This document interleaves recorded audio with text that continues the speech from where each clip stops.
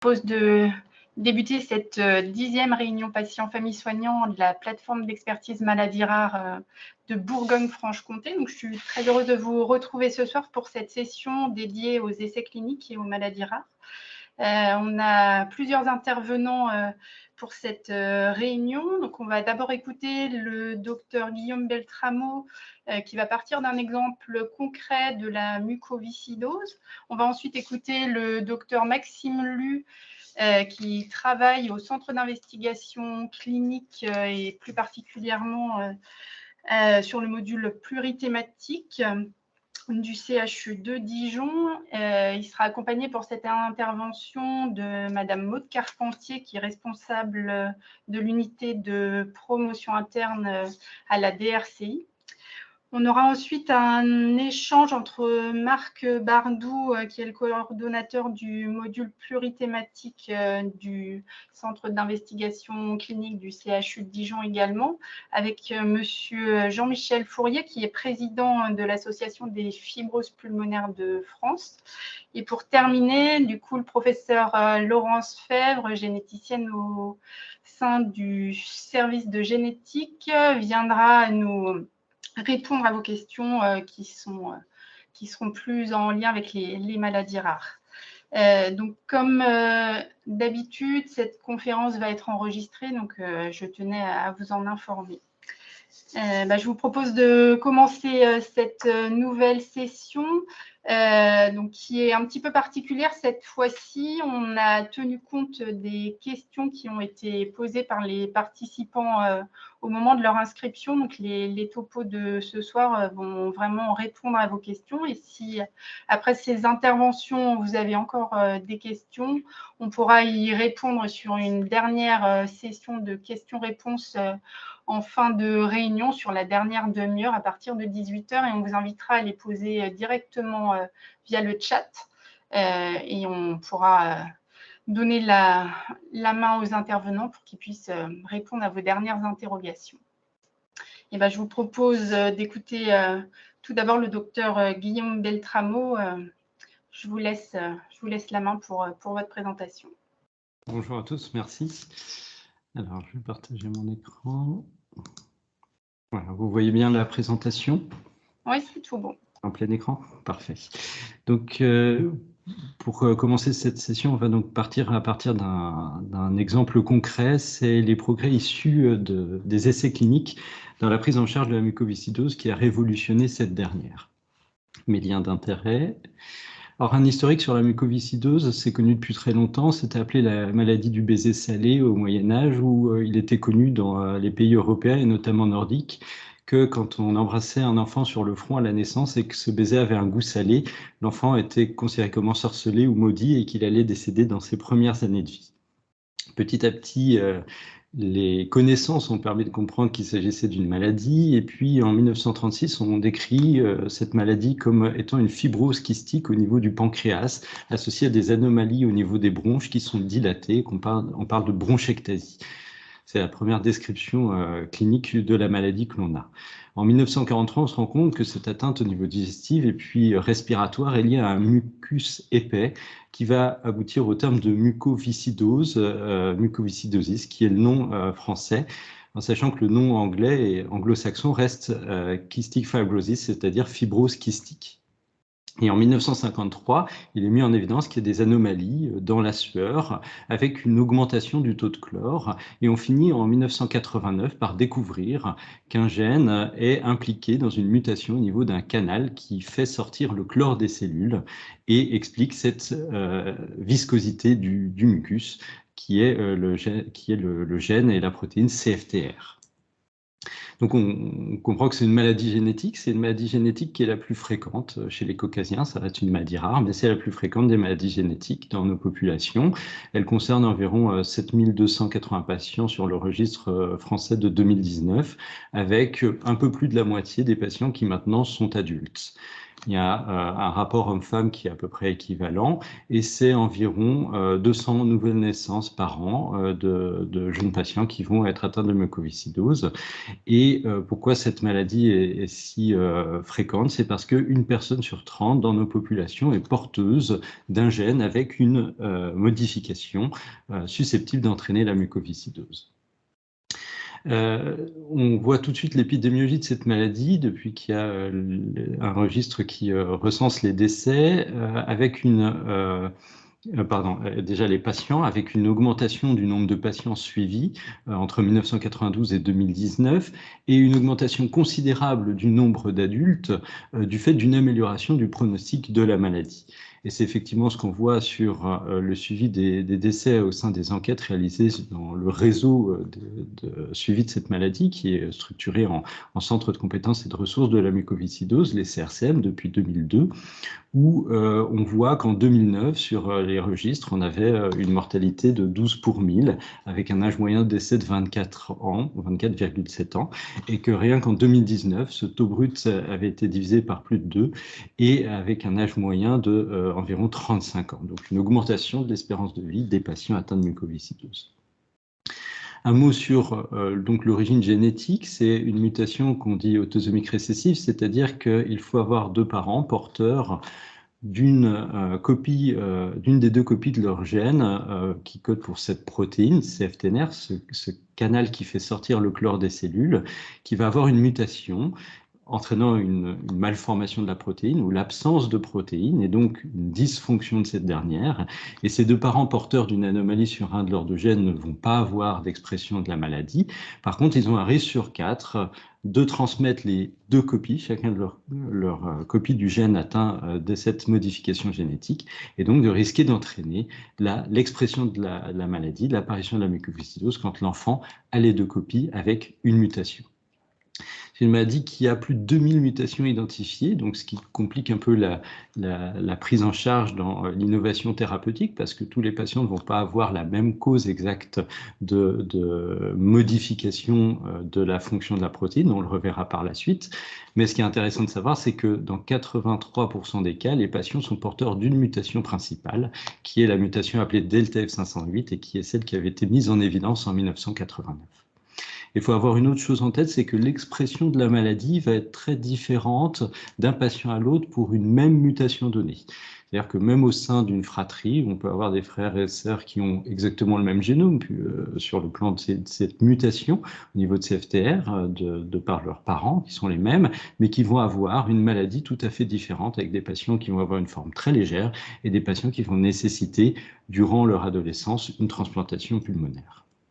Donc un gène ne donne pas forcément une même maladie dans cette maladie. Pour ce qui est donc des différents types de mutations, elles sont classées en 6 catégories en fonction du niveau d'expression, donc du niveau de fabrication de la protéine et de la façon dont cette dernière fonctionne. Tout à gauche, vous avez donc une cellule qui va avoir ce canal codé par donc, le gène CFTR qui permet de faire sortir le chlore de la cellule dans le milieu externe de la cellule pour entraîner un mouvement d'eau qui permet l'hydratation des mucus au niveau des bronches, au niveau du foie, au niveau du pancréas, au niveau des glandes sudoripares qui servent à fabriquer la sueur.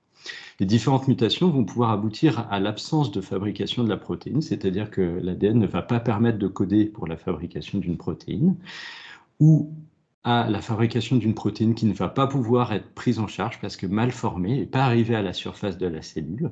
On parle de fonction minimale. Il peut s'agir d'une protéine qui va avoir une forme lui permettant d'être adressée au sommet de la cellule, mais qui ne va pas s'ouvrir, ne va pas permettre le passage du chlore, ou d'une protéine dont la fonction va être maintenue, mais diminuée, c'est-à-dire ne pas faire suffisamment passer le chlore, soit parce qu'elle est en nombre insuffisant, soit parce qu'elle est mal contrôlée, elle s'ouvre difficilement, soit parce qu'elle est trop rapidement détruite par la cellule. Là, on parle de fonction résiduelle et c'est les 3 grands groupes de mutations. Celle avec fonction minimale, celle avec fonction de gating, donc de système de porte, de problème d'ouverture du canal, et celle de fonction résiduelle.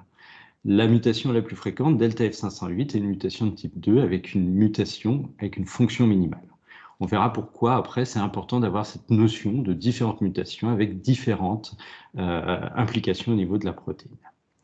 La maladie touche donc plusieurs organes. Les poumons, c'est le plus connu et c'est ce qui tuait jusqu'à présent dans la maladie. C'est l'insuffisance respiratoire chronique qui était la conséquence d'infections à répétition au niveau pulmonaire par ce mucus trop épais dans lequel les bactéries se multipliaient, qui entraînaient des dilatations au niveau des bronches, une malformation au niveau de ces dernières et une perte de poumon, une destruction du poumon. On a une atteinte au niveau du foie avec des risques de stéatose, de cirrhose ou d'hypertension portale par la cirrhose induite. On a un excès de chlore des sueurs qui permet de faire le diagnostic et qui entraîne des pertes de sel qui nécessitaient une supplémentation en sel pour les gens porteurs de la maladie.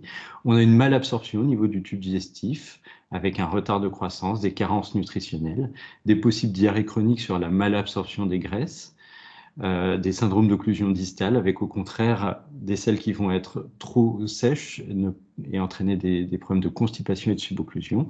Et puis chez l'homme, on a une infertilité masculine. Donc elle touche plein d'organes.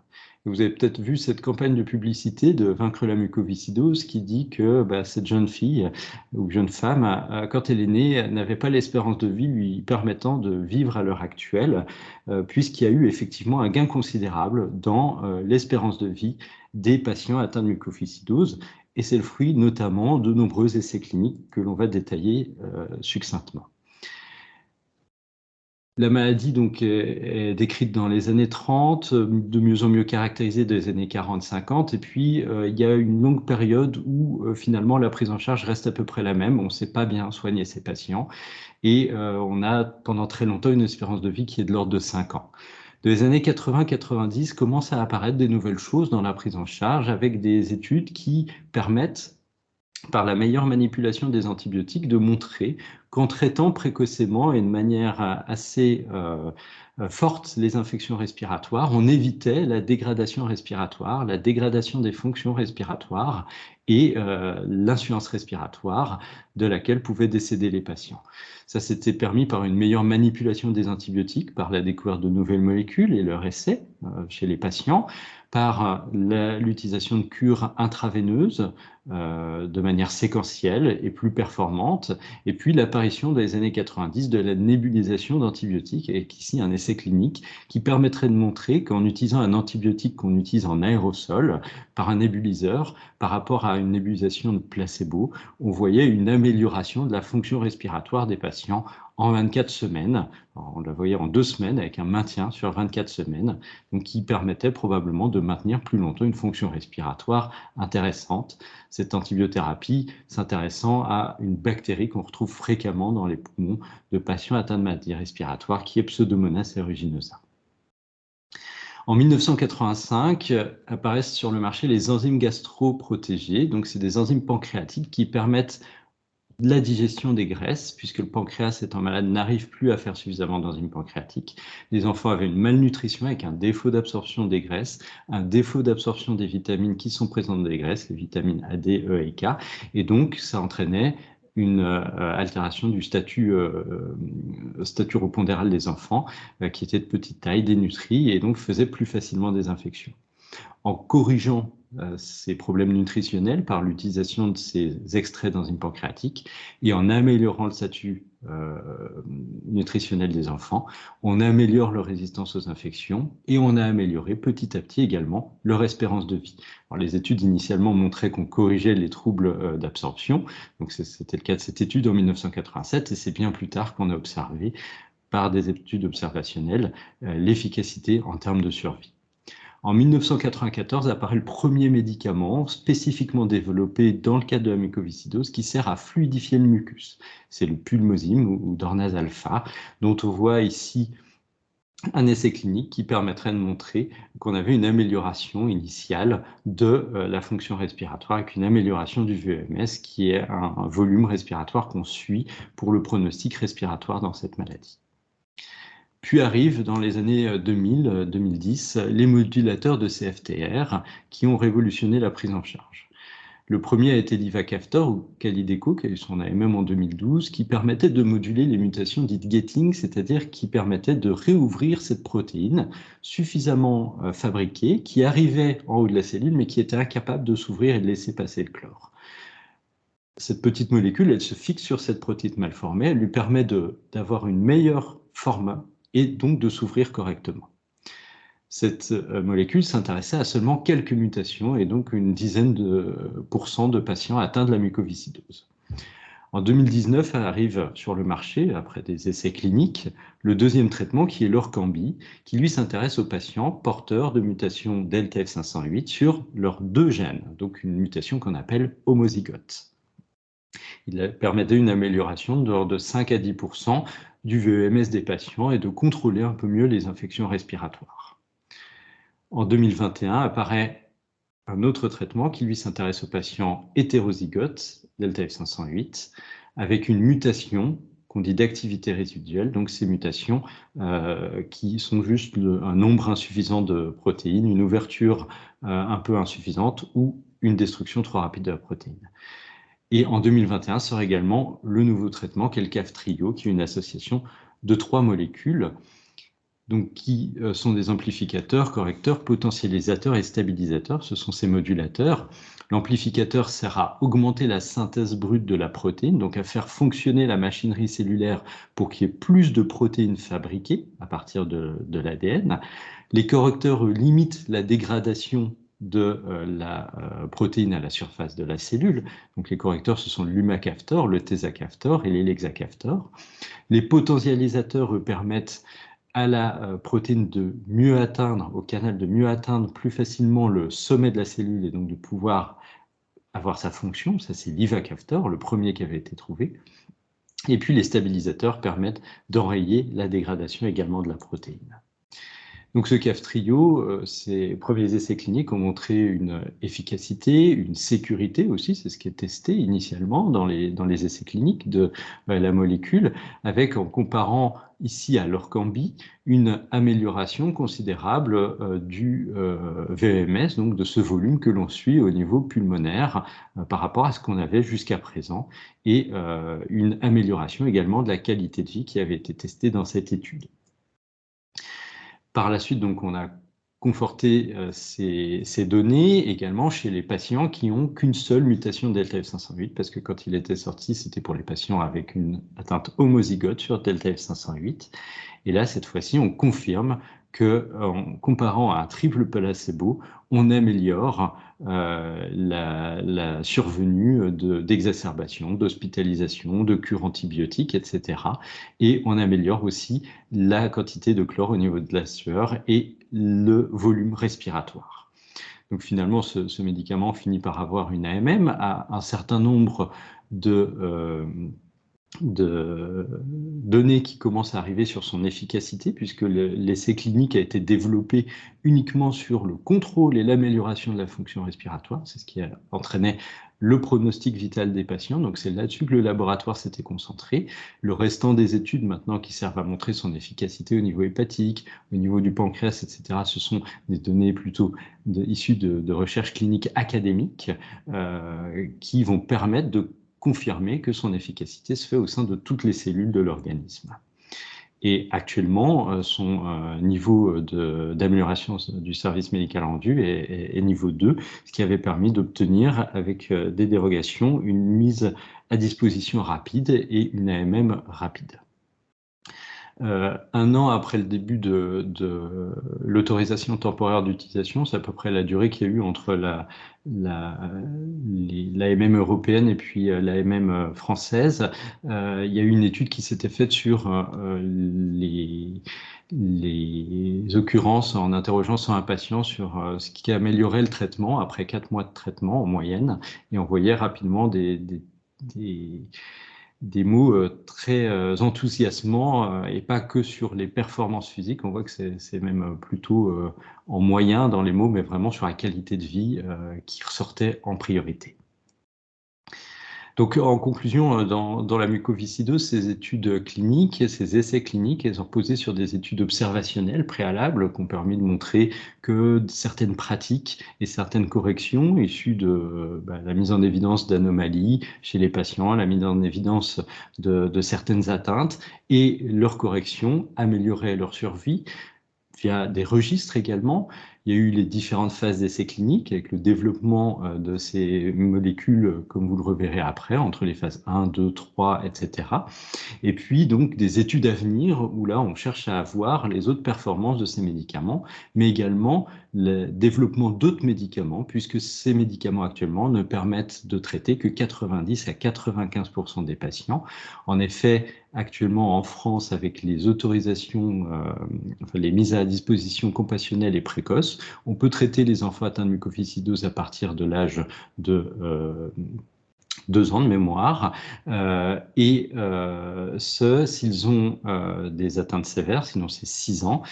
Et ça, c'est pour tout patient avec une mutation accessible à l'efficacité du médicament. Et ça, c'est issu d'analyses qu'on fait régulièrement sur des patients qui sont traités, et non plus seulement les patients qui ont au moins une mutation delta F508. Donc, il y a des essais de phase 4 qui sont en cours sur la pharmacovigilance, c'est-à-dire quels sont les effets secondaires qui vont ressortir de ces nouveaux traitements, mis rapidement à disposition des patients, et puis des études académiques complémentaires qui vont également permettre de mieux comprendre les mécanismes d'efficacité et les organes qu'on va améliorer avec la mise en place du traitement. Voilà. Je vous remercie de votre attention et je suis disponible pour vos questions à la fin. Merci, docteur Beltramo, pour cette présentation très encourageante pour les patients atteints de mucoviscidose. Vous avez abordé plusieurs notions autour des essais cliniques dans cette présentation. On va essayer d'y voir un petit peu plus clair avec le docteur Maxime Lu et madame Carpentier. Du coup, je vous laisse la parole pour nous donner des notions clés pour mieux comprendre les essais cliniques. Est-ce que je partage votre présentation ou vous vous en chargez? Si je peux partager, Elodie. Merci.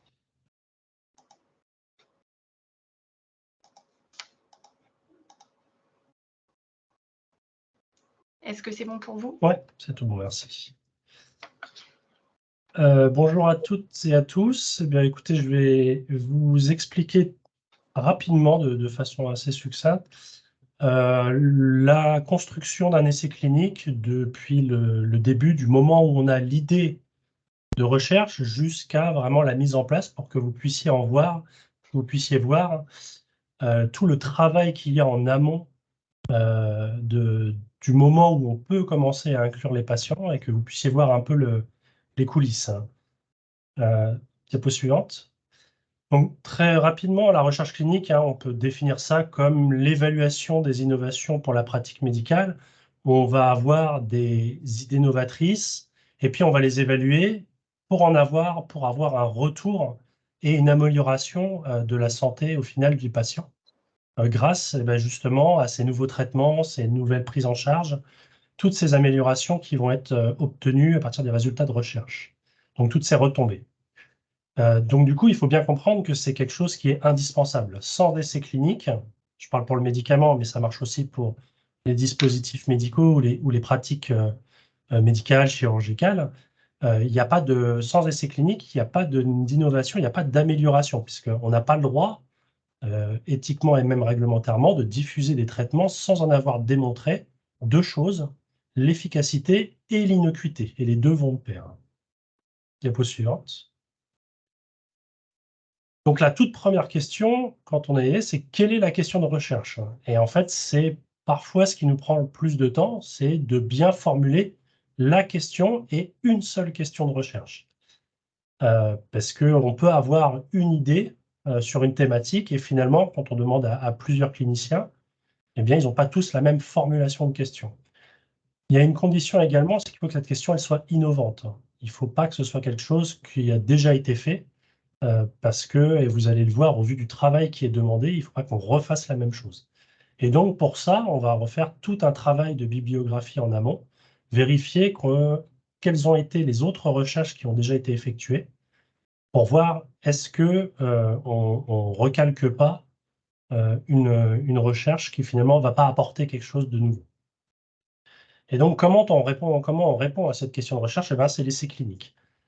L'essai clinique, eh bien, il y a différents essais cliniques, hein. Il n'y a pas un seul type d'essai clinique, et il s'adapte à la question posée. J'ai pris 2 exemples, hein. Si on veut regarder l'incidence, c'est-à-dire le nombre de nouveaux cas sur une période donnée, eh bien, d'une maladie ou d'un événement de santé, eh bien, on va faire une étude observationnelle, par exemple, de suivi de population sur une période donnée. Puis on va compter le nombre de nouveaux cas. Par contre, si on veut regarder l'efficacité d'un médicament dans une maladie, eh bien là, classiquement, on va faire un essai thérapeutique. J'ai mis contrôlé, randomisé, on en discutera après. Mais voilà, c'est un type de design différent. On va faire un essai thérapeutique. Pour faire ça, on va rédiger un protocole d'étude. Diapo suivante.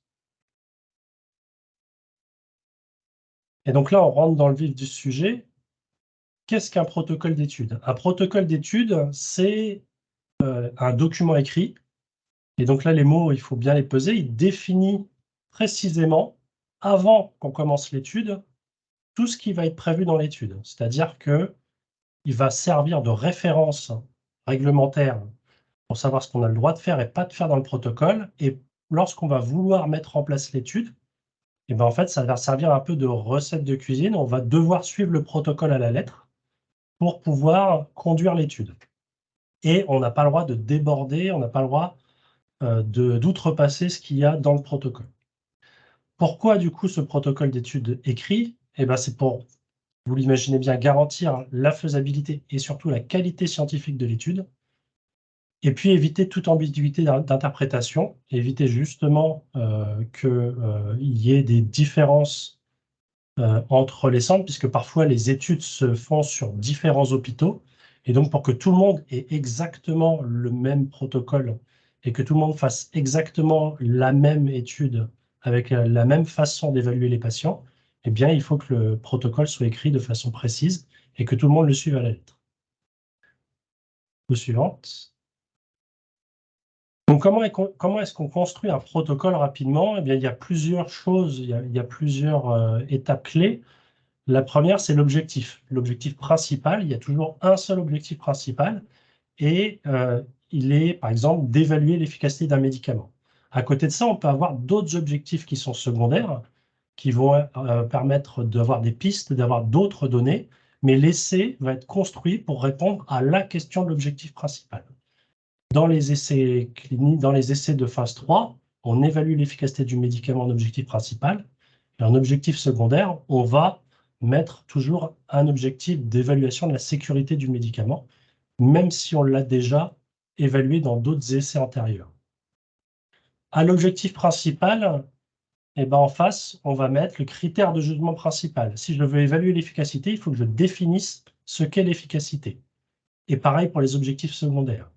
Et une fois que j'ai défini l'efficacité, ben je vais aussi travailler à trouver les outils de mesure qui me permettent d'évaluer justement mon critère de jugement principal. Si on prend, par exemple, dans les pathologies du neurodéveloppement, on veut regarder l'efficacité d'un médicament dans les troubles neurodéveloppementaux, eh bien, mon critère de jugement, ça va être, par exemple, l'augmentation de temps de points sur une échelle qu'on aura choisie d'un test neuropsychologique. Voilà, on peut choisir des prélèvements sanguins, le jugement de l'investigateur. Voilà, il y a plein de façons de choisir un critère de jugement et un outil. Mais l'essentiel, c'est de pouvoir définir un objectif principal et un critère de jugement qui lui convient. Après, très important, la population d'études avec des critères d'inclusion et de non-inclusion. Donc ça, c'est important puisque ça va définir la population qu'on va pouvoir étudier et évaluer. Et on verra plus tard à quel point c'est important au moment de voir les résultats de l'étude et s'ils sont positifs au moment de déposer le dossier pour l'autorisation du médicament. Et ce qu'on cherche toujours à avoir, c'est que cette population, en fait, cette population qu'on va mettre dans l'étude, elle corresponde à la population qu'on va traiter dans la vie réelle. Et on verra les difficultés parfois, les contraintes qu'on a pour que ce soit vraiment calqué. Et puis, le design de l'étude, Donc, classiquement, c'est la trame de l'étude, c'est la façon dont on va conduire l'étude avec des designs assez classiques. Par exemple, contrôlé, on va avoir un groupe comparateur qui peut être un traitement de référence, un traitement placebo, c'est-à-dire une substance inerte, ou même ou des patients qui n'ont pas de traitement et qui sont en observation. Et comme ça, on aura 2 ou plusieurs groupes et on va pouvoir comparer le groupe traitement expérimental versus ces autres groupes. On aime bien dans les essais cliniques avoir une randomisation, c'est-à-dire dans les essais thérapeutiques en particulier, c'est-à-dire un tirage au sort pour qu'il n'y ait pas d'influence d'allocation du traitement. Comme ça, je ne suis pas influencé par exemple, la gravité de la maladie, en disant, bah, lui, il est plus grave, donc il pourrait bénéficier plus du traitement. Et quand c'est comme ça, en fait, je risque de déséquilibrer, de mettre les patients plus graves dans le groupe traitement et les patients moins graves dans le groupe contrôle, placebo. Et donc, je risque de conclure faussement à une différence qui est simplement le fait que ben, j'ai pas mis les mêmes gravités de patients dans mes deux groupes. On aime bien également le double aveugle. Le double aveugle, c'est le patient et le soignant ne savent pas quel traitement est donné, quel traitement est pris. C'est important parce que ça permet d'éviter d'être influencé lorsque le patient va être suivi. Si je sais qu'un médicament ne donne pas, par exemple, de maux de tête, si je sais que le patient prend le traitement ou ne le prend pas, je ne vais pas forcément évaluer de la même manière. Alors que si je suis en aveugle, si je ne sais pas ce qu'il prend, je vais être plus objectif. Et on va prendre aussi dans la construction de l'essai, dans la construction du protocole, la durée de l'étude pour qu'elle soit conforme à l'évaluation à la maladie. C'est-à-dire que si je veux évaluer un traitement dans le cancer, je ne vais pas prendre un essai qui va durer 1 mois. Je vais prendre plusieurs années, par exemple. Et puis, inversement, des pathologies sur des vaccins, sur des virus saisonniers, je ne vais pas avoir forcément besoin d'une étude qui va durer 3 ans. Le traitement, quelle dose on met, quelle voie d'administration, voilà, plein de choses. Et puis, lorsque on parle d'essais cliniques, on parle aussi d'analyser les résultats. Et donc aussi, on va devoir réfléchir à quel test statistique, quelle analyse statistique on va faire. Et donc, vous voyez déjà l'ensemble du canevas, les contraintes méthodologiques qu'on va devoir respecter pour construire un protocole. Et du coup, construire un protocole, c'est un travail d'équipe qui fait intervenir des cliniciens, des méthodologistes, les pharmaciens, les statisticiens. C'est un travail vraiment d'équipe et qui se programme en amont. Diapo suivant. Alors, on est contraint, on doit respecter un cahier des charges méthodologique, mais toute la subtilité, la difficulté de construire un protocole, c'est que c'est bien de faire un protocole rigoureux méthodologiquement, mais il faut aussi que côté patient, il soit faisable. C'est-à-dire que je veux inclure la population la plus parfaite dans mon étude, mais est-ce que j'ai cette population en vie réelle? Est-ce que je vais pouvoir avoir le nombre de patients suffisant? Lorsqu'on fait un essai clinique, avec des règles statistiques, on peut savoir un nombre de sujets minimum à inclure. Je ne rentre pas dans les détails statistiques, mais en fonction de ce qu'on cherche, on peut être amené à inclure parfois sur les tests 200, 300, 400, 500 patients. Parfois, dans les maladies rares, on ne peut pas. Et donc, il faut qu'on arrive à trouver des méthodes qui permettent de diminuer ce nombre de patients ou alors revoir nos objectifs à la baisse pour pouvoir conclure avec un essai clinique faisable. Et puis après, il y a l'acceptabilité par le patient de toutes les contraintes liées à l'essai qu'on a construit. L'essai méthodologiquement très bien conduit, peut-être qu'il n'est pas du tout acceptable parce que il faudrait que le patient ait beaucoup trop d'examens ou s'il y a besoin de faire plein de scanners, éthiquement, on ne peut pas forcément accepter que le patient puisse passer autant d'examens. Puis après, il y a une notion non négligeable, c'est le coût. Et ça, c'est plus de notre côté, mais les essais cliniques, c'est extrêmement cher, en particulier dans le médicament. Et donc, il faut qu'on puisse avoir un essai clinique qui puisse être conduit jusqu'au bout. On a les contraintes de faisabilité, on va dire méthodologiques, et on a les contraintes réglementaires. avec l'éthique. On n'a pas le droit, on n'a pas le droit de faire peser sur le patient des risques qui sont non acceptables. Et ces risques, et Mme Carpentier vous en parlera après, ces risques qui sont évalués par des comités, un comité d'éthique et le comité de protection des personnes, sur la partie éthique et méthodologie, et le protocole est également jugé pour la sécurité par l'Agence nationale du médicament et des produits de santé, auquel on va soumettre le dossier. Diapo suivante. Et donc, vous voyez, comme je vous ai déjà parlé, eh ben, tout ce travail, eh ben, ça fait intervenir à toutes les étapes différents acteurs, donc les autorités qui donnent leur autorisation, qui délivrent leur autorisation, l'équipe investigatrice, donc les médecins investigateurs, mais aussi toute l'équipe de recherche, les infirmières, les techniciens d'études cliniques, qui organisent la mise en œuvre et qui suivent les patients, qui aussi après valorisent, c'est-à-dire analysent et publient les résultats. Il y a le promoteur, et donc là je laisserai Mme Carpentier vous en parler. Et puis bien sûr, il y a les patients, puisque sans le consentement du patient, et ça c'est la première chose dans l'essai clinique, sans le consentement, on ne peut pas avoir de patient dans l'essai clinique. Et dans le suivi, et pour le suivi de l'efficacité et de la sécurité, le participant est actif, qu'il soit volontaire sain ou patient.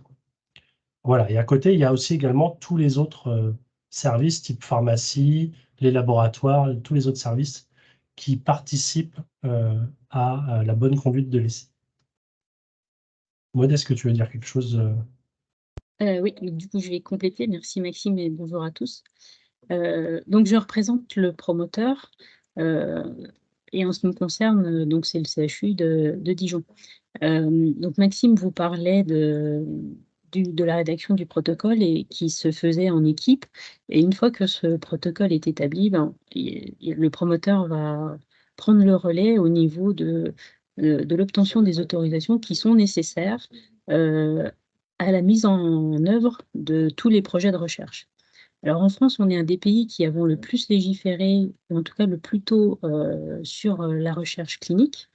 Et aujourd'hui, la réglementation est assez complexe.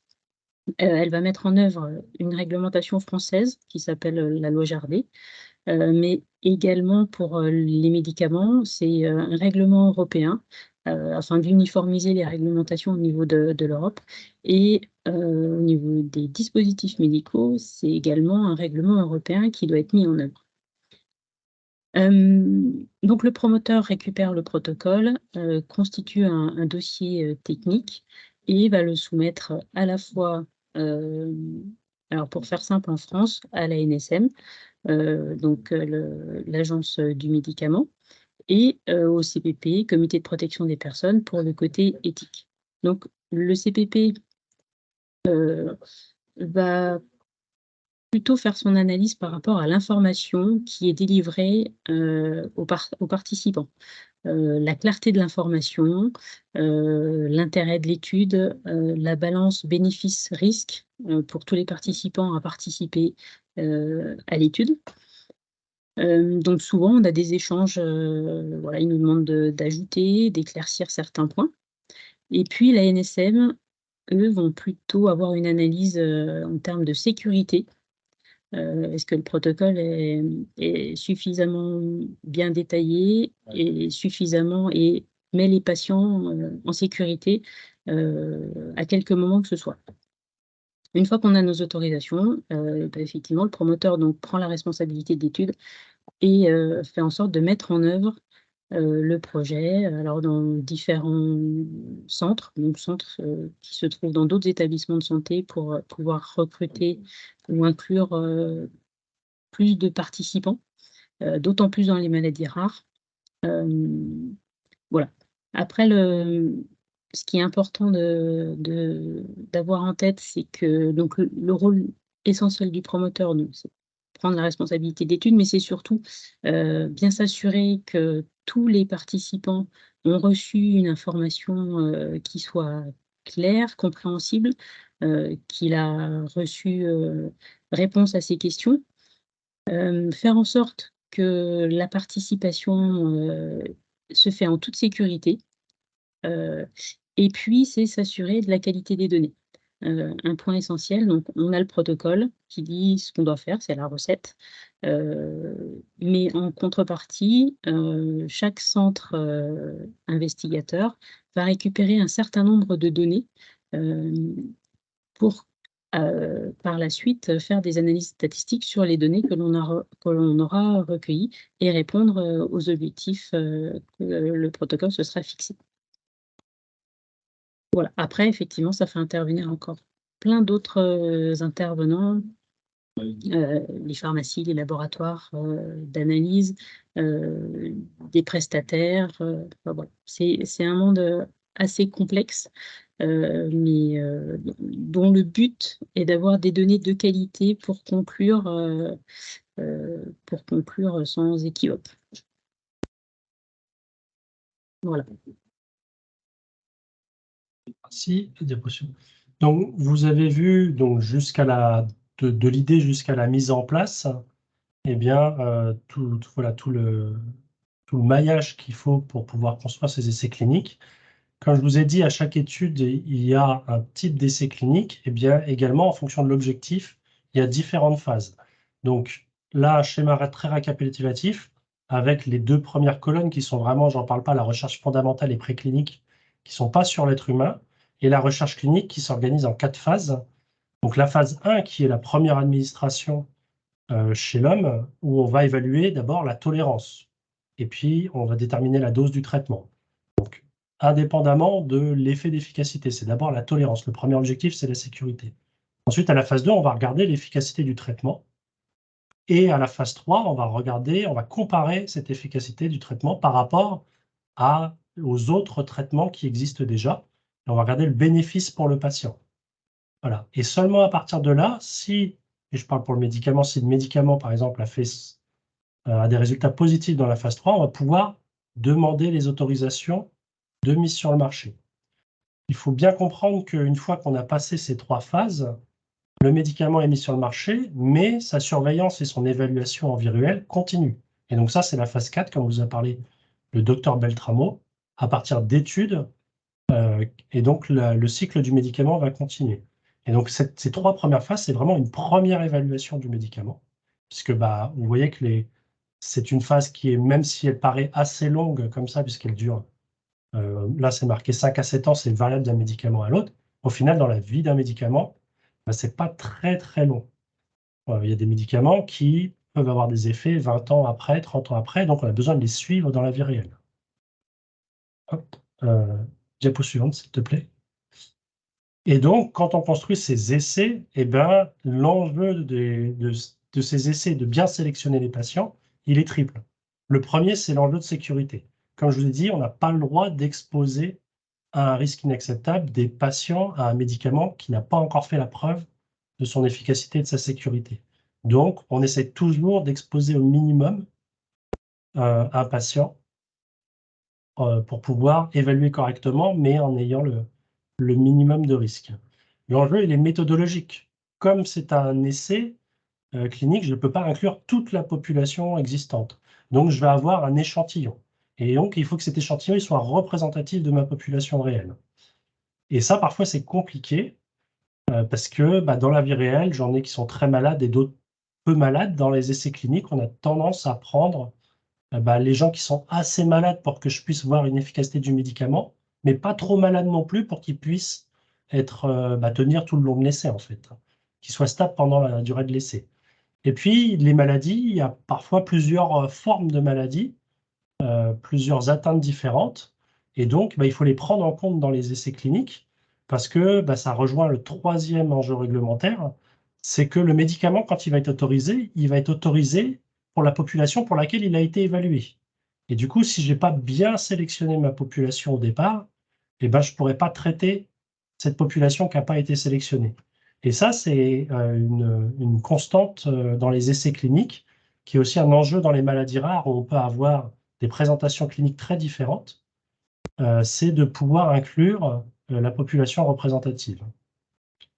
Donc voilà, avec ce résumé rapide, vous avez vu l'ensemble, on va dire vraiment toute la phase en amont, Et donc, j'espère que vous avez bien compris que l'essai clinique, c'est quelque chose qui se prépare longtemps en avant, qui parfois prend des années à se construire avant de pouvoir vraiment démarrer et d'inclure le premier patient.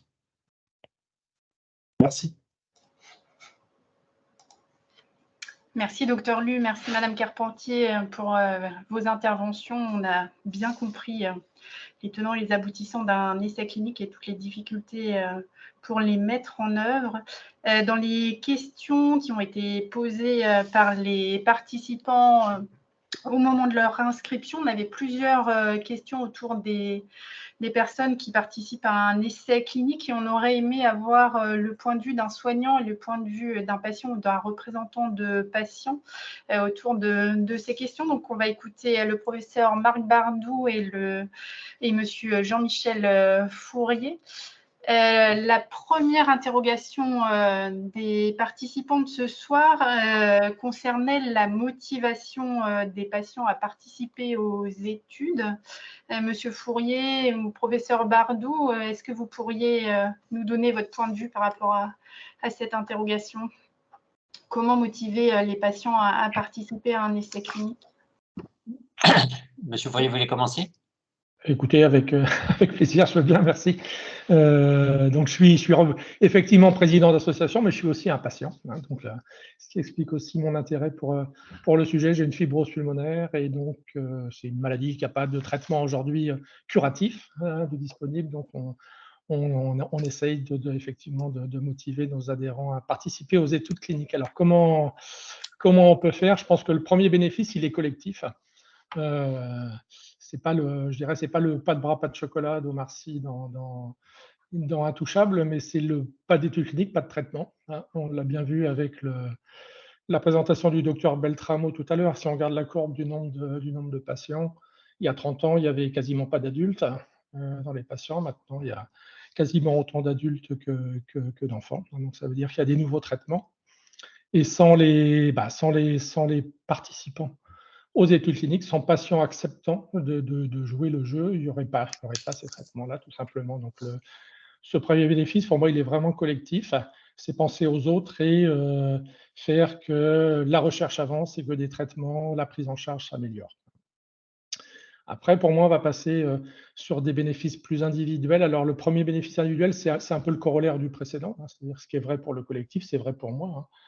En tant que patient, ça me permet de participer à une étude, ça va me permettre d'accéder, je dirais, dans des bonnes conditions de sécurité à un traitement éventuellement innovant hein, ou à une nouvelle stratégie thérapeutique en cours d'évaluation. Donc ça, c'est le premier bénéfice. Le deuxième, qui est parfois un petit peu négligé, je trouve, et moi je le ressens très fort personnellement, c'est quand je dis dans des bonnes conditions de sécurité, c'est aussi avec un suivi médical qui est personnalisé et renforcé quand on participe à une étude clinique. Hein. C'est vrai qu'on est particulièrement chouchouté par les infirmières et les spécialistes. Hein. On a la chance, par exemple, sur la fibrose, en suivi normal, si on n'est pas dans une phase d'aggravation forte, on va être suivi 2 fois par an par son pneumologue. Si je participe à une étude clinique, ben, je vais voir tous les 2 mois, je vais voir mon pneumologue, je vais voir des infirmières et tout ça va me permettre d'avoir un suivi renforcé hein, de l'évolution de ma maladie. Et ça, pour moi, c'est un vrai bénéfice, à condition, c'est la condition, effectivement, d'avoir accès et de ne pas être trop éloigné du centre d'investigation, qui peut être parfois un frein, effectivement, à la participation aux études cliniques. Je ne sais pas si on aura le temps d'y revenir. Et puis, pour moi, le troisième bénéfice, c'est que malgré tout, et on l'a vu avec la mucoviscidose, heureusement, parfois ça marche. Hein, et participer à une étude clinique, ça permet aussi de poursuivre un traitement même avant sa mise sur le marché en tant que participant à l'étude clinique. Donc voilà, très rapidement, professeur, moi ce que je dirais en tant que patient. Alors, professeur, du coup, je vous laisse donner votre point de vue. En tant que médecin, je n'ai pas grand-chose de plus à ajouter. Vous avez dit l'essentiel, en fait, hein, c'est vrai. Et j'allais dire presque, c'est plus un commentaire général qui considère, dans le CIC, on fait des essais dans les maladies rares et dans les maladies moins rares ou pas rares du tout. Et c'est vrai que moi, ce qui m'a frappé, c'est l'engagement des patients qui est particulièrement fort dans la maladie orpheline, ultra-orpheline, beaucoup plus que dans les maladies générales. peut-être parce que il y a beaucoup moins d'options thérapeutiques souvent, et donc on est beaucoup plus demandeurs. Ensuite, probablement parce que dans les maladies orphelines, les associations de patients sont beaucoup plus présentes.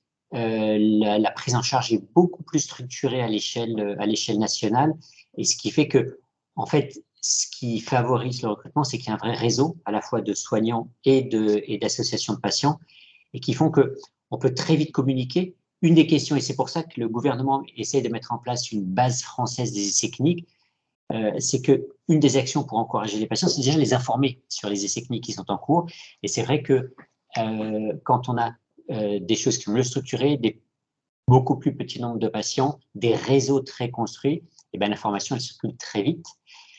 Ensuite, le fait qu'on ait une bonne connaissance des patients, que les médecins qui s'en occupent dans le cadre de ce réseau aient une bonne connaissance, permettent, et on rejoint un petit peu ce qui a été dit, permettent de contacter, de solliciter les patients pour leur expliquer les essais. Mais pour moi, vous avez dit l'essentiel, qui sont le bénéfice collectif, et il y a vraiment une démarche qui reste une démarche altruiste dans la participation aux essais cliniques, même si effectivement, quand on participe à un essai clinique et qu'on a une maladie pour laquelle il n'y a pas de solution existante, bah, de se voir offrir la possibilité d'une solution, on y perçoit son intérêt individuel. Et ça rejoint un point qu'a dit Maximo, c'est-à-dire que quand on construit des essais, et qu'on est face à des patients qui n'ont pas d'option et qu'on a un médicament qu'on veut tester et pour lequel on pense qu'il a un intérêt, on fait en sorte qu'à la fin, il n'y ait pas de perdant. C'est-à-dire qu'on a souvent, et c'est des dizaines qu'on a, on a une phase initiale où certains patients reçoivent un placebo, mais très rapidement, on fait en sorte que tous les patients puissent bénéficier du traitement parce qu'effectivement, c'est un élément qui est essentiel. Donc, j'allais dire, pour moi, l'enjeu, c'est pas tellement de motiver les patients, parce que je les trouve très, très, très motivés, mais c'est effectivement de leur expliquer clairement, et je crois que c'est aussi un des éléments, hein, c'est de leur expliquer vraiment très clairement, avec beaucoup d'objectivité, les enjeux, les contraintes, et vous l'avez mentionné, et une des choses qu'on doit faire, nous, et c'est presque la chose la plus difficile, c'est de minimiser les contraintes, ne cesse qu'en trêve de contraintes organisationnelles, hein, de devoir se déplacer, de devoir avoir vraiment, c'est vrai que ça demande beaucoup de temps, et souvent, ça demande beaucoup de temps, non seulement pour le patient, mais pour les accompagnants, pour la famille. Justement, en parlant des accompagnants, est-ce que vous pouvez nous dire 2 mots par rapport aux patients et ses accompagnants, notamment dans la conception du protocole, par exemple? Vous voulez que je commence ou vous commencez? Je vous laisse commencer sur celui-là. D'accord. Alors, ça rejoint un petit peu. Je pense qu'il y a 2 éléments qui sont essentiels. Le premier, c'est que souvent, quand on est médecin ou quand on est… Alors moi, j'ai en plus la particularité d'être dans les agences de régulation et donc parfois d'avoir évalué des dossiers de maladies que je ne connais absolument pas et donc de absolument pas comprendre quel a été le bénéfice qui a été mesuré, qu'est-ce que ça veut dire pour le patient. Et donc, c'est l'élément essentiel, c'est là où les associations de patients sont essentielles, c'est-à-dire qu'elles doivent nous aider à comprendre ce qu'est leur maladie pour elles, quelles sont les contraintes impliquées par la maladie, qu'est-ce que ça leur impose, et ça nous permet, c'est l'élément essentiel pour derrière pouvoir juger s'il y a un vrai bénéfice pour le patient. On prend, je veux dire, on peut prendre n'importe quoi. On a des tas d'échelles quand on veut utiliser maladie. Alors, on a parlé de mucoviscidose, de maladies pulmonaires. On a des échelles, de tests de marche de 6 minutes. Et moi, quand on me dit un test, une marche de 6 minutes qui est améliorée de 13 mètres, 20 mètres, ça veut dire quoi? Et donc, en fait, les associations de patients et les patients sont essentiels pour nous aider à choisir les bons éléments qui vont vraiment évaluer le bénéfice pour le patient. Ensuite, l'autre élément, et c'est justement ça, ça rejoint ce qu'on disait, c'est-à-dire que, et ce qui a été dit précédemment par Maxime, c'est qu'un protocole, ça a des contraintes, ça a forcément des contraintes, et donc les associations de patients doivent aussi nous aider pour dire, voilà, compte tenu de ce qu'est notre vie au quotidien, compte tenu de ce qu'est notre gestion du patient, de nos enfants, ce sont des enfants, voilà ce qui est faisable en termes d'organisation. Voilà ce qui peut être fait parce qu'il n'y a rien de pire pour les patients et c'est-à-dire pour la conduite de l'étude que dans des patients qui commencent et puis qui arrêtent parce que en fait, les contraintes sont telles qu'ils ne peuvent pas aller au terme. Et donc, les patients vraiment sont essentiels pour à la fois l'organisation générale de l'essai et pour le choix des critères de jugement. Et de plus en plus, ça rejoint, hein, il a été mentionné les PRO, donc les Patient Reported Outcome et les Patient Reported Experience. Et ça, c'est un autre élément qui est essentiel. Donc, les critères de jugement rapportés par les patients, donc les outcomes, ben c'est ça, c'est de dire qu'est-ce que ça veut dire pour un patient d'avoir une amélioration de la distance de marche à 6 minutes de 10 mètres, 15 mètres, 20 mètres. Est-ce que ça veut dire quelque chose? Je ne sais pas, moi, en tant que médecin, de dire quel est le seuil. Et ça va être à vous de dire quel est le seuil qui va être cliniquement pertinent. Et sur l'expérience, ça, c'est un élément qui est essentiel dans la prise en charge. C'est-à-dire qu'on ne doit pas uniquement dire je donne un médicament et j'ai ce bénéfice. On doit évaluer toute une prise en charge.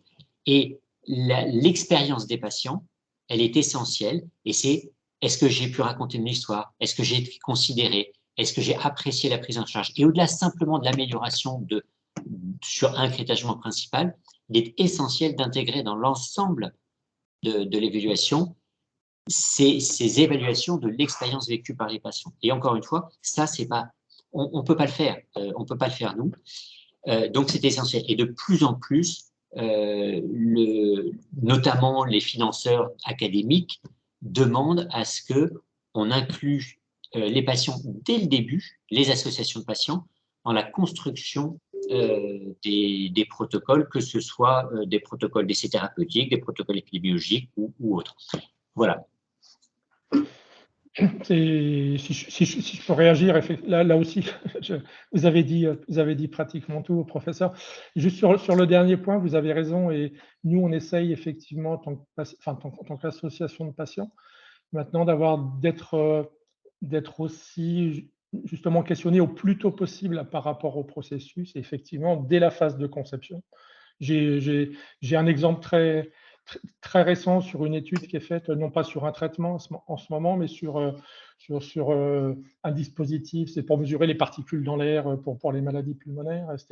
Le principe de l'étude, c'est de porter un capteur 24 heures sur 24 pour mesurer les particules fines. Et en fait, on avait été consulté donc pendant la construction justement du protocole par rapport à ça, et un simple test en fait de 24 heures par rapport à ce qui avait été imaginé en termes de dispositif, un simple test de 24 heures par un patient a montré que ça n'allait pas marcher et que les patients n'allaient pas pouvoir le faire.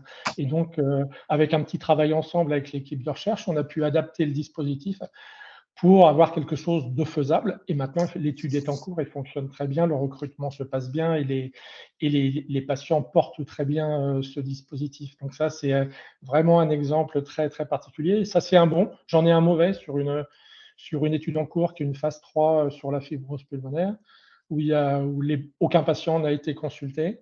Et ils ont mis en place un dispositif. Donc c'est une étude avec un traitement inhalé.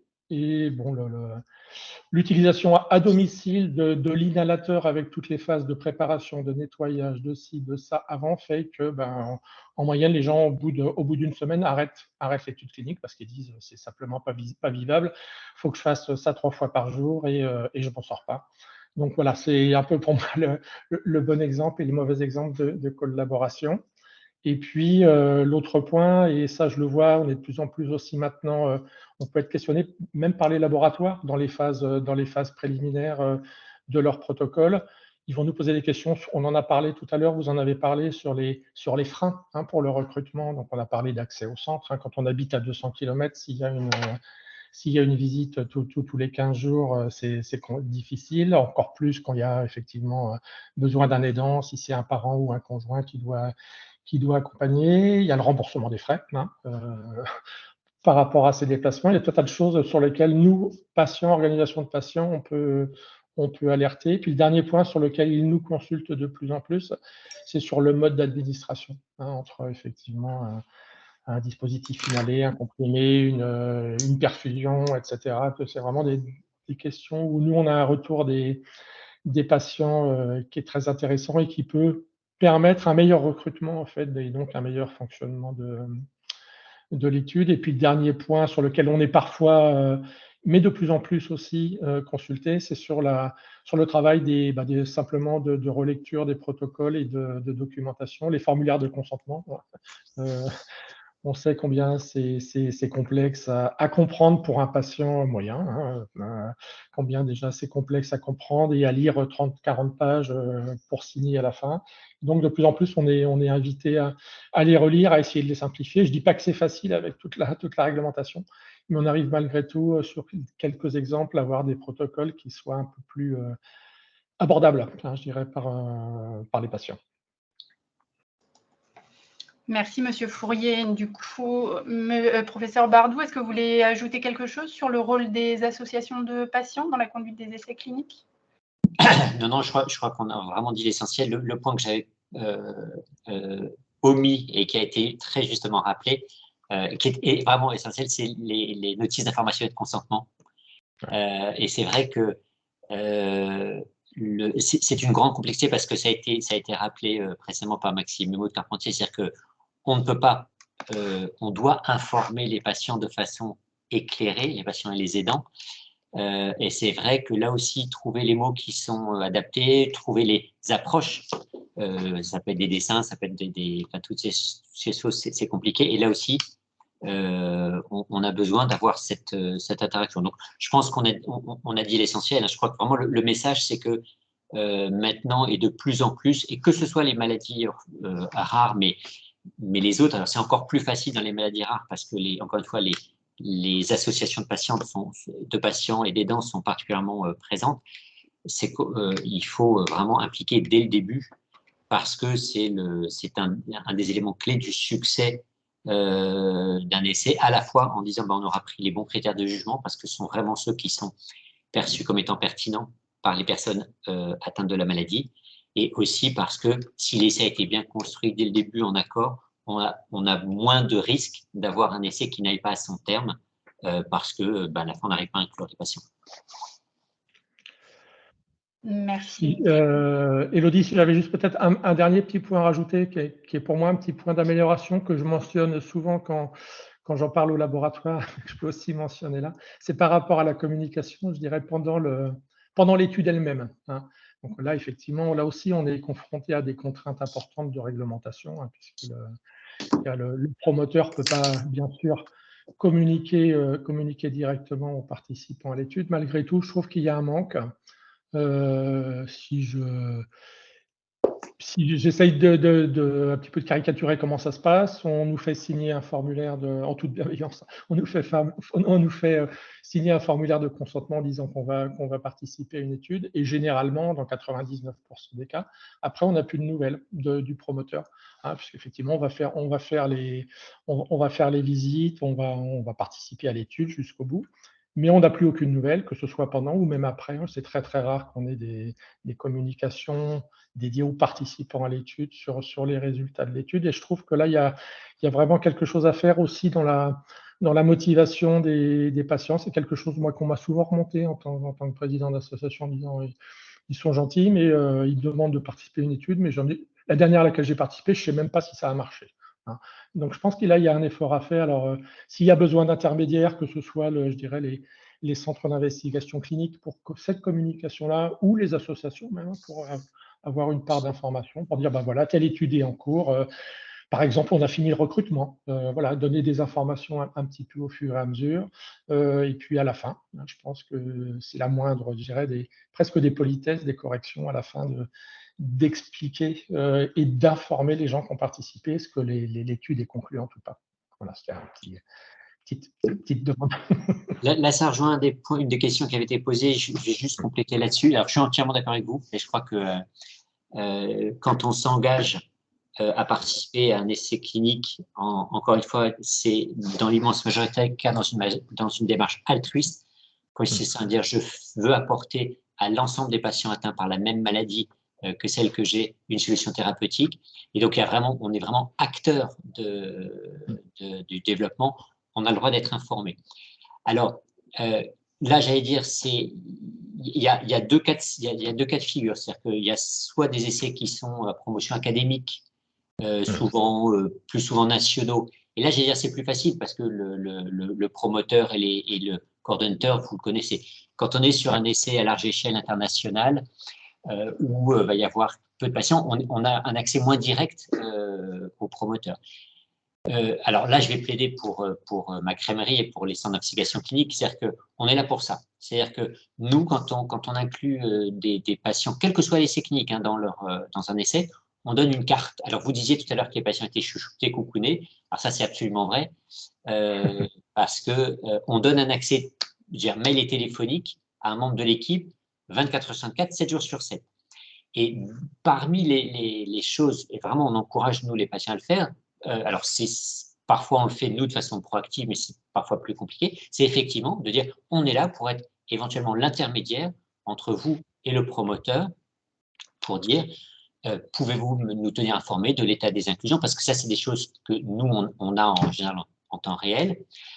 Après, les données, quand le promoteur est industriel, il est propriétaire de ces données. Donc derrière, il met à disposition ce qu'il veut mettre à disposition. En général, les données deviennent publiques et là où on peut vous aider, nous, c'est effectivement en disant, ben voilà, éventuellement, il y a telle publication qui a été faite et on peut en préparer une ou deux, j'allais dire, diapositives de synthèse pour les principaux résultats. Et je crois que ça, vous avez raison, c'est très clairement un effort qu'on doit faire en tant qu'investigateur, de mieux vous accompagner sur l'information des études en cours de route. Alors, sur les études qu'on porte nous, notamment qu'on porte au CHU Dijon, on fait ça, on fait des newsletters où alors, on ne peut pas donner les résultats en cours de route parce que sinon, comme l'a expliqué Maxime, on doit maintenir une certaine forme d'aveugle pour ne pas biaiser notre interprétation des résultats. Et donc, en cours d'études, ce que l'on peut donner, ce sur quoi on peut communiquer, c'est effectivement sur les inclusions. On peut communiquer sur est-ce qu'on a des signaux de sécurité particuliers qui apparaissent. Et ça, on le fait. Et dans nos newsletters, on le fait. Alors, peut-être qu'il faudra qu'on les diffuse plus largement.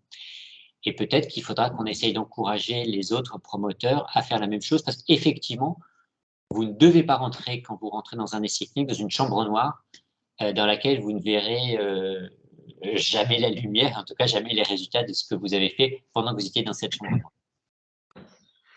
Bien, merci. Merci à vous deux pour ces éclairages. Merci. Du coup, on va donner la parole au professeur Laurence Fèvre qui va nous faire un focus sur les essais cliniques spéciales maladies rares. Donc, je lui laisse la parole. Bonjour. Je partage mon écran du coup, Élodie? J'allais le faire. Ah, ok. Donc, moi, j'avais la tâche de répondre à des questions que vous aviez posées. Effectivement, on a essayé de construire le programme en fonction des questions qui avaient été posées par chacun pour essayer de répondre au mieux. Ça a été le cas pour les topos précédents, mais il reste des petites questions comme ça, un petit peu ponctuelles, voire parfois un peu ciblées sur des pathologies données. Donc, tu peux mettre la suivante, Élodie. Donc, on avait en première question, est-ce que des progrès pour certaines maladies peuvent servir à d'autres? Donc, vous voyez qu'il y a un grand oui comme réponse, et puis je vais vous donner, vous illustrer ça par quelques éléments. Donc, la suivante. Donc, vous voyez ici qu'on a des situations où on va se servir dans les maladies rares de ce qu'on appelle le repositionnement. Je vous fais quelques vignettes parce qu'il y a plein d'autres exemples à ça, de ce qu'on appelle le repositionnement de molécules, ce qui veut dire qu'il peut y avoir parfois des médicaments qui vont avoir été développés avec un très très gros coût pour une maladie donnée qui peut parfois ne rien avoir à voir avec la maladie rare, mais avoir en commun une anomalie génétique commune, par exemple. Et on peut s'apercevoir que le médicament peut être très utile pour les personnes porteuses de maladies rares.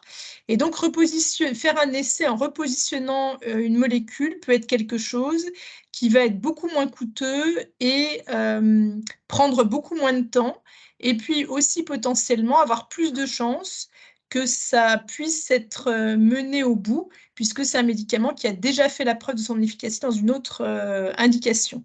Donc ça, c'est un exemple parmi d'autres là-dessus.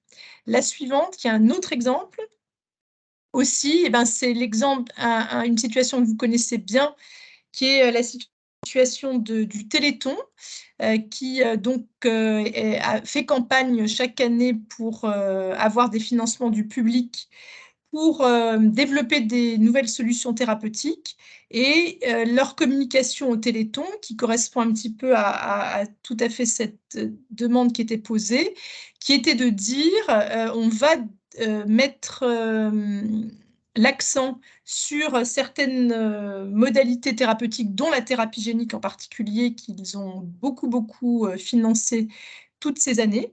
Et une fois que la thérapie génique, le concept est mieux compris, et ben après, on peut se servir du modèle pour d'autres maladies rares. Et donc, on n'a pas à tout reprendre à zéro quand on a compris effectivement un principe thérapeutique. Et c'est vraiment un des points de communication du Téléthon. La suivante. L'autre question qui avait été posée, c'est est-ce qu'il y a des maladies plus favorisées au niveau de la recherche que d'autres? Donc oui, définitivement, et on va voir quels sont les arguments qui peuvent faire que, quelques arguments qui peuvent faire que certaines pathologies sont du coup favorisées. Bon, la première, c'est évidemment d'avoir une association très puissante, avec très bien organisée, et qui peut ramener beaucoup de financement derrière soi. Donc j'avais pris l'exemple du Téléthon. Donc le Téléthon est mobilisé pour l'ensemble de la recherche dans les maladies rares, mais ils ont quand même des enveloppes spécifiques qui sont ciblées sur des pathologies neuromusculaires, puisque le Téléthon est quand même issu à la base de l'association France Myopathie. Donc ça peut être un point déjà d'élément. La suivante. Le deuxième élément, ça peut être la fréquence de la pathologie. Si une pathologie, donc vous savez que dans les maladies rares, on a une fréquence de définition qui touche une personne sur 2000 ou moins. Et quand on va être sur une maladie rare qui est plutôt fréquente parmi les rares, on va avoir évidemment beaucoup plus de chances d'avoir des solutions thérapeutiques et des chercheurs qui vont travailler sur la pathologie. Comparativement à quand on a une maladie ultra rare, donc pour certaines, on connaît certaines maladies ultra rares où il va y avoir, par exemple, 3 personnes en France, et ben, la probabilité qu'on va avoir pour qu'un chercheur travaille sur cette pathologie est beaucoup plus basse que si jamais on est sur une pathologie qui est relativement fréquente. Maintenant, ce n'est pas vrai dans tous les cas, parce qu'on peut avoir parfois des modèles, et ça va être la suivante, où on va avoir un exemple, alors indépendamment de la fréquence, où on va avoir une bonne hypothèse, c'est-à-dire une pathologie qui va avoir où il va y avoir un médicament qui peut être un modèle de traitement qui peut paraître assez évident de par ce qu'on connaît sur la pathologie. Alors, l'exemple que je vous ai mis ici sur la diapositive, ce n'est pas un exemple de pathologie forcément ultra rare, mais en tout cas, elle n'est pas non plus ultra fréquente. Et c'est donc une pathologie sur laquelle on travaille beaucoup, qui a été pas mal médiatisée ces dernières années, avec des personnes qui vont avoir des parties du corps qui vont être hypertrophiées. Et le gène responsable, c'est un gène qui s'appelle PIK3CA, qui entraîne une hypercroissance. La mutation dans le gène va activer le gène, et on connaît des inhibiteurs, dont fait partie l'alpelisib qui est signalé ici, qui va faire qu'il va aller agir pour en fait réduire le niveau d'activation de PIK3CA. Et en fait, ce médicament-là, il avait été développé dans les cancers liés à PIK3CA, ce qui veut dire que même si ce n'est pas une pathologie des plus fréquentes, il n'empêche que le fait d'avoir un modèle sur un médicament connu qui pouvait être repositionné fait que du coup, on peut avoir une solution thérapeutique pour ces patients. La suivante. Donc après, il y a eu plusieurs questions qui sont ciblées sur des pathologies données. Alors, donc, c'était comment se renseigner sur l'évolution de ma maladie et les avancées de la recherche. Donc, je vais vous donner quelques pistes là-dessus sur certains exemples qui ont été proposés. La suivante. Donc, par exemple, l'une des questions était, j'ai fait partie de la cohorte de l'Observatoire français pour la sclérose en plaques, comment est-ce que je peux avoir des nouvelles? Eh bien, souvent, les essais cliniques de grande envergure peuvent faire un site internet qui va résumer en fait les avancées. Donc là, en l'occurrence, vous voyez sur le site internet pour la question posée, on a en bas description de la cohorte au 8 décembre 2022. Donc, ce n'est pas à jour exactement, mais il n'empêche que ça donne des informations. Et puis, il y a aussi, vous voyez, quelque chose qui est marqué « Contact » ici, qui permet de demander des nouvelles parce qu'effectivement, vous êtes en droit d'en demander. De demander des nouvelles. Et puis, il y a aussi les newsletters qui vous pouvez aller regarder la mise à jour qui aura été faite dans la newsletter. La suivante. Donc, on a eu une autre question qui était sur le syndrome de Costello et les rassopathies. Comment est-ce que je peux savoir ce qui se passe? Donc, il y a un site qui a été déjà cité, qui s'appelle Clinical Trial, qui est un site international et qui permet de regarder si c'est un site, il n'y a pas besoin d'être, c'est un site tout public, il n'y a pas besoin d'être professionnel de santé pour y avoir accès. Donc, c'est Clinical Trials et on rentre le nom de sa pathologie et voilà du coup ce qu'on peut retrouver. Donc, par exemple, vous voyez que la première bulle, on dit que l'étude est terminée. Donc, on sait aussi les états d'avancement des études.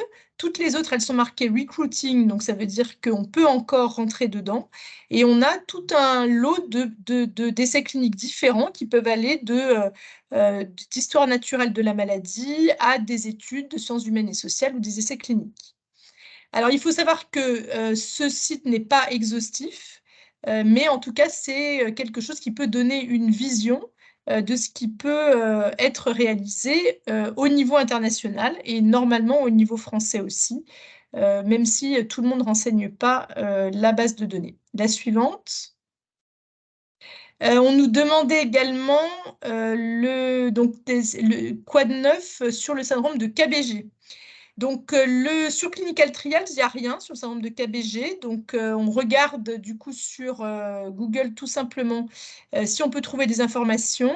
Et là, en l'occurrence, c'est un regroupement d'associations internationales sur le syndrome de KBG qui mentionne justement, qui répertorie les projets de recherche qui sont présents à leur connaissance. Donc, c'est vrai que les associations peuvent être un bon moyen de connaître ce qui se passe. Donc, vous voyez que je vous montre différentes pistes pour savoir. La suivante. Et puis, il y a eu aussi une question identique sur le syndrome de White-Sutton. Où est-ce qu'on peut trouver des informations sur la pathologie? Quand on regarde Clinical Trials, on a une seule réponse pour le syndrome de White-Sutton, qui est une étude d'histoire naturelle de la maladie, mais qui comprend plein d'autres pathologies, parce qu'il y a plus de 300 pathologies différentes, donc ce n'est pas ciblé sur cette maladie rare précisément. Et par contre, on sait qu'il y a un essai clinique en Italie qui est actuellement en cours sur le syndrome, et il n'est pas répertorié sur Clinical Trial, alors qu'on pourrait dire quand même un essai clinique devrait l'être.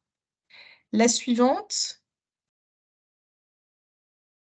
Et puis, la dernière question qui était posée, et je pense qu'on finira comme ça, avec Marc qui avait aussi proposé de donner son point de vue sur cette question, qui était des points d'interrogation.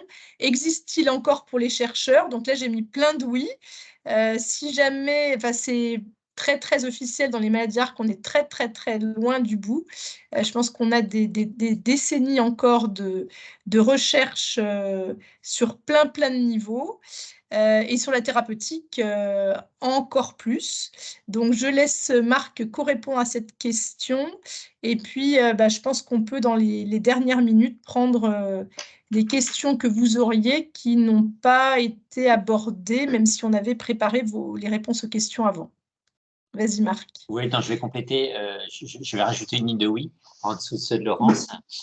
Non, on a effectivement énormément de questions en tant que chercheur. Alors, encore une fois, vraiment sur les essais cliniques, il y a des questions qui ont été mentionnées, qui répondent à celles-ci. Est-ce qu'il y a des priorisations? Est-ce qu'on doit choisir? Et une des questions, c'est comment on établit nos priorités. Est-ce que c'est parce qu'on a un marqueur biologique? Est-ce qu'on a une cible? Est-ce que c'est en fonction de la façon dont on pense qu'on va pouvoir l'atteindre? Donc, il y a cet aspect-là. Ensuite, les questions, quand on est sur des maladies rares, des maladies ultra rares, on est obligé de changer complètement nos façons de fonctionner très méthodologiques, très statistiques, robustes. Et donc, on est vraiment encore complètement embarqué dans quel est le meilleur design, comment on peut construire un essai quand on a 5, 10, 20 patients et qu'on sait que de toute façon, on ne pourra pas avoir les mêmes exigences méthodologiques pour ça. Je l'ai déjà mentionné, les critères de jugement. On a des maladies qui souvent sont très polymorphes, c'est-à-dire les patients sont très différents les uns des autres dans certaines pathologies. Comment on va évaluer alors que les patients sont très différents? Quand on a des maladies orpheliniques où on inclut des jeunes enfants, avec la croissance, avec le développement neurocognitif, comment on tient compte de tout ça? Donc voilà, on a vraiment beaucoup d'interrogations pour les maladies orphelines, et on est pour beaucoup de choses au début du développement.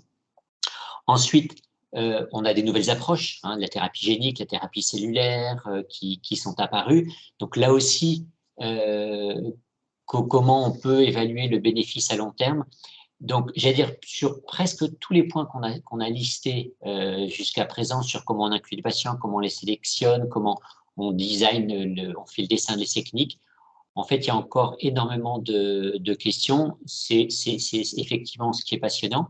Et puis après, il a été mentionné l'autorisation de mise sur le marché, le remboursement, l'accès précoce. Et là aussi, on a des questions. Une question qui est de dire comment on donne accès rapidement au traitement aux patients qui en ont besoin, sans cependant perturber la réalisation des essais cliniques, parce que comme ça a été dit tout à l'heure, c'est la meilleure façon d'évaluer un médicament dans des conditions de sécurité, d'encadrement, de standardisation qui sont optimales. Donc voilà, ça c'est une question vraiment de dire comment on met en balance l'essai clinique et l'accès précoce dans les modalités qui existent. Et puis là aussi, on a mentionné l'interaction avec les patients, les associations patients, les aidants. Là aussi, c'est comment est-ce qu'on peut faire mieux, comment on peut renforcer ce partenariat pour aller encore plus loin dans cette co-construction. Donc, on a plein de questions et c'est aussi ça qui est passionnant.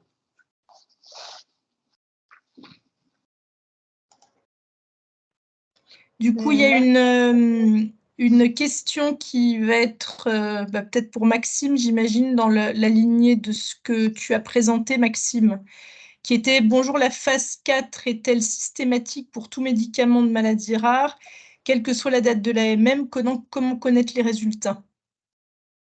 Alors oui, la phase 4 est systématique. Tous les médicaments qui sont autorisés sont surveillés de deux façons. La première, c'est la pharmacovigilance de routine.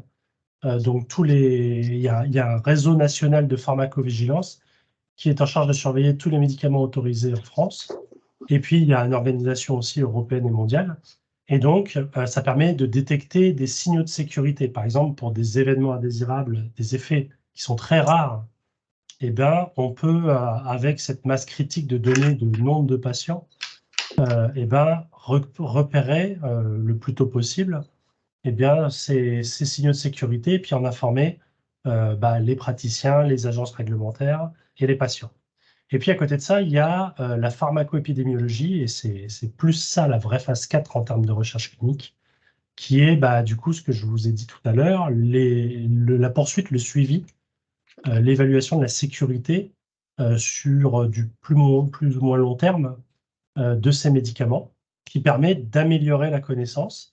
Et donc, on a des publications qui sont publiées, qui sont valorisées, et ça permet de mettre à jour des recommandations d'utilisation ou des interdictions, des contre-indications, des précautions d'emploi pour l'utilisation de ces médicaments. Donc, c'est quelque chose qui est dynamique et qui est pour tous les médicaments. Après, c'est la difficulté des maladies rares, c'est que parfois on a peu de patients et donc on a peu de données parfois pour ces traitements. Je vais compléter en disant un ou deux mots. Encore une fois, sur les maladies rares, et notamment sur certaines thérapies, on met en balance l'urgence de donner accès à un traitement et le fait de réellement le connaître. Et très souvent, quand on met sur le marché, donc l'Agence européenne du médicament autorise le médicament pour être délivré, on n'a qu'une évaluation même très imparfaite de l'efficacité. On a vu les traitements dans la myotrophie spinale où les critères de jugement, voilà, on a vu une connaissance très parcellaire, et donc il est nécessaire de suivre les traitements une fois qu'ils sont mis à disposition de la population pour aussi évaluer leur efficacité à long terme. La phase 4, ça ne veut pas forcément dire qu'on va faire des essais, qu'on va faire des études, ça veut dire qu'on va collecter des données, quelle que soit la méthode. Alors Maxime a parlé de la pharmacopédémiologie, a parlé de la pharmacovigilance, mais ça peut être les registres, et on va suivre le médicament. Et pour répondre à la question de Nadège, alors doit-on participer? En fait, la phase 4, la plupart du temps, on ne va pas nécessairement vous demander votre avis pour y participer. C'est-à-dire qu'à partir de la phase 4, ça va concerner par exemple toutes les personnes qui vont recevoir le médicament. Et donc, à partir du moment où vous recevez le médicament dans le cas du soin courant et où on ne vous demande pas d'examen complémentaire spécifique, pas de données particulières, on ne vous demande pas forcément votre avis. Je vais donner un exemple très facile et robuste. On a vu l'apparition de nouveaux traitements dans certains cancers hématologiques. Les cellules, des cellules, il faut qu'on injecte des cellules aux patients qui ont été modifiées génétiquement, et on espère que les patients vont vivre plus longtemps. Et bien, on peut très bien, sur les bases des données d'assurance maladie, dire voilà, j'ai des patients qui ont reçu le traitement, sont-ils encore en vie 1 an, 2 ans, 3 ans, 4 ans après leur administration? Ça, c'est de la phase 4. Et on n'a pas besoin de vous solliciter parce que l'assurance maladie a le droit de savoir si vous êtes toujours vivant ou si nous sommes où on est toujours vivant. Si par contre, il y a une collection spécifique de données, on doit vous demander votre avis. Et est-ce qu'on doit y participer? Oui, j'allais dire, si vous êtes engagé dans une démarche de phase 3, si vous êtes concerné par la démarche de santé, d'évaluation des médicaments, et ce serait trop dommage de ne pas poursuivre l'évaluation au-delà de la période de phase 3. Donc là, vous ne devez pas, encore une fois, en aucune façon, un patient ne doit participer. On lui demande et il accepte et il consent à la participation. Mais mon encouragement, c'est oui, si vous pouvez, faites le maximum pour participer aux phases d'extension, au suivi à long terme, parce que c'est ce qui nous permettra et ce qui vous permettra d'avoir accès à des médicaments dont on connaît bien mieux l'efficacité et la sécurité à long terme.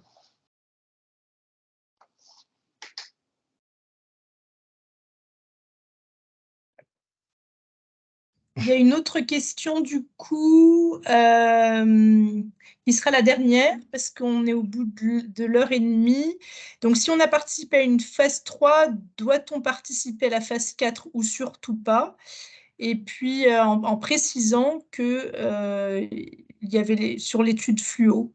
Alors, ça, je viens d'y répondre, Laurence, c'est la réponse à la question. Mon long IAUS portait sur la réponse à ces questions. Ah, ok, d'accord, d'accord. Je n'avais pas compris que c'était inclus dedans. Pardon. Et sur fluo, ce n'est pas vraiment une question, en fait. Merci d'avoir participé à l'étude fluo. Non, je ne sais pas si s'il y a une question spécifique, et je laisse Maxime répondre. Non, je ne sais pas, mais c'est au moins témoin que ça se passe bien, les essais cliniques, puisque elle continue à nous parler. Alors, par contre, alors peut-être c'est une réponse parfois quand quelqu'un a participé à une étude, on va le ressolliciter pour participer à une autre étude qui peut être la poursuite ou qui peut être nouvelle sur la même maladie. Alors, qu'est-ce qui fait qu'on vous ressollicite quand on vous a déjà sollicité? Déjà, c'est que on pense que vous êtes déjà rentré dans une relation de confiance avec l'équipe investigatrice, qu'on vous connaît, qu'on sait que vous êtes engagé dans cette démarche. Et voilà, on le dit à chaque fois. Dire quand vous participez à une étude, ça ne vaut en aucune façon, un blanc-seing pour participer à toutes les autres études qu'on vous proposera. De toute façon, la participation à plusieurs études, elle est encadrée. C'est-à-dire qu'on doit vérifier que vous n'êtes pas en période d'exclusion, qu'on ne doit pas vous exposer à des risques. Mais vraiment, j'insiste, il n'y a jamais aucune obligation. Et c'est une chose qu'on explique aux patients quand on les fait rentrer dans une étude. On leur dit, vous avez à tout moment le droit de quitter l'étude. On n'a ni le droit de vous demander pourquoi, ni le droit d'essayer de vous faire changer d'avis. Et en aucune façon, ça ne modifiera la relation que vous avez avec l'équipe de soins qui s'occupe de vous, avec l'hôpital, si vous venez à notre hôpital. Donc vraiment, on est très, très, très, très, très exigeant là-dessus et très clair sur le fait qu'il n'y a pas d'obligation. C'est une relation de partenariat, c'est une relation de confiance.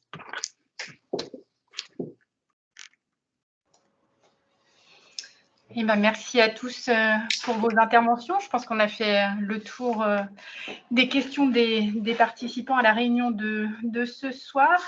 Je vous remercie tous pour votre participation. Comme d'habitude, la vidéo de ce soir sera mise en ligne sur le site internet de la plateforme d'expertise maladies rares. Donc, le lien sera envoyé à toutes les personnes qui se sont inscrites et qui n'ont pas pu nous rejoindre ce soir et à toutes celles qui voudraient y accéder par ailleurs. Et je vous remercie. Merci, bonne soirée. Au revoir tout le monde. Merci, bonne soirée. Au revoir. Au revoir. Au revoir, bonne soirée. Au revoir.